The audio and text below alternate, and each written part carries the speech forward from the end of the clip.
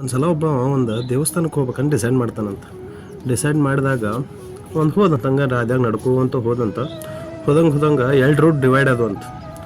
ಅಲ್ಲೂ ಒಂದು ಗುಡ್ದಾಗ ದೇವಸ್ಥಾನ ಇತ್ತಂತ, ಇಲ್ಲೊಂದು ಗುಡ್ದಾಗ ದೇವಸ್ಥಾನ ಇತ್ತಂತ. ಅವಾಗ ಏನು ಮಾಡ್ತಾನೆ, ಯಾವ ದೇವಸ್ಥಾನಕ್ಕೆ ಹೋಗೋಣ ನಾನು ಅಂತ ವಿಚಾರ ಮಾಡಿದ್ವಿ. ಒಂದು ಗುಡ್ದಾಗಿತ್ತಂತ ಫುಲ್ ವೈಭವಿತಪೂರ್ವ ದೇವಸ್ಥಾನ, ಬಂಗಾರ ಕಳಶ ಎಲ್ಲ ಇತ್ತಂತ.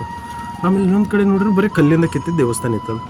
ಸೊ ಕನ್ಫ್ಯೂಸ್ ಆಗ್ಬಿಡ್ತಂತ ಎಲ್ಲಿ ಹೋಗಬೇಕು ಅನ್ನೋದು. ಕನ್ಫ್ಯೂಸ್ ಆಗಿ ವಾಪಸ್ ಹೋದಂತ 2 ದಿವಸ ಬಿಟ್ಟು ಬಂದಂತ ನೋಡಿದಂತ. ಮತ್ತು ಈ ಕಡೆ ಬಂಗಾರ ಗುಡಿ ಐತಿ, ಈ ಕಡೆ ಕಲ್ಲಿನ ಗುಡಿ ಐತಿ, ಆ ಕಡೆ ಹೋಗೋಣ ಅಂತ ಯೋಚನೆ ಮಾಡಿದಾಗ ಒಂದು ಅಬ್ಸರ್ವ್ ಮಾಡಿದಂತ, ಈ ಕಡೆ ಬಂಗಾರದ ಗುಡಿ ಇದ್ದಲ್ಲೇ ಹೆಜ್ಜೆ ಗುರುತ ಜಾಸ್ತಿ ಅದಾವು, ಆದ್ರೆ ಹೋದವ್ರು ಭಾಳ ಮಂದಿ, ವಾಪಸ್ ಬಂದವ್ರು ಒಂದು ಹೆಜ್ಜೆ ಗುರುತಿಲ್ಲ ಅಂತ ನೋಡಿದಂತ.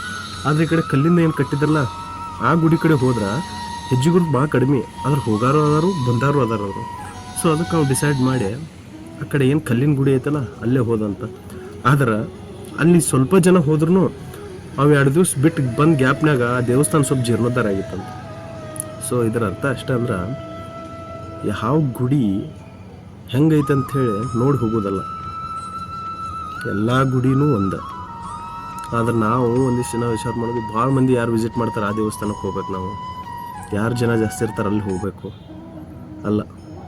ಆ ದೇವಸ್ಥಾನದಾಗ ನೀವು ಹೋದಾಗ ಅಲ್ಲಿ ಶಾಂತಿ ನೆಮ್ಮದಿ ಇಲ್ಲ ಅಂತಂದಾಗ ಅಲ್ಲಿ ಹೋಗಿನೂ ವೇಸ್ಟ್ ನಮ್ಮ ಲೈಫ್ನಾಗ.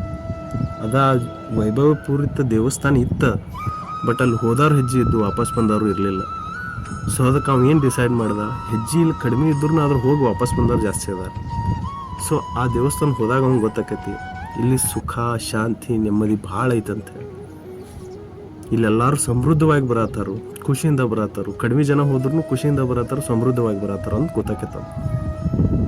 ಸೊ ಹಿಂಗೆ ನಾವು ಲೈಫ್ನಾಗ ನಾವು ಎಲ್ಲಿ ಹೋಗತ್ತೇವೆ ಅನ್ನೋದನ್ನು, ಆ ಕಡೆ ಏನೈತಿ, ಎಷ್ಟೈತಿ, ಹೆಂಗೈತಿ ಅಂತ ನೋಡಿ ಹೋಗ್ಬಾರ್ದು.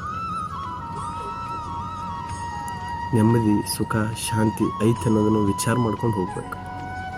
ಆ್ಯಕ್ಚುಲಿ ನಾ ಗುಡಿಗಳ ಬಗ್ಗೆ ಮಾತಾಡತ್ತಿಲ್ಲ, ನೀವೇ ವಿಚಾರ ಮಾಡಿರಿ, ಕಮೆಂಟ್ ಮಾಡಿರಿ ನಾ ಇದ್ರ ಬಗ್ಗೆ ಮಾತಾಡತ್ತೀನಿ ಅಂತ. Thank you.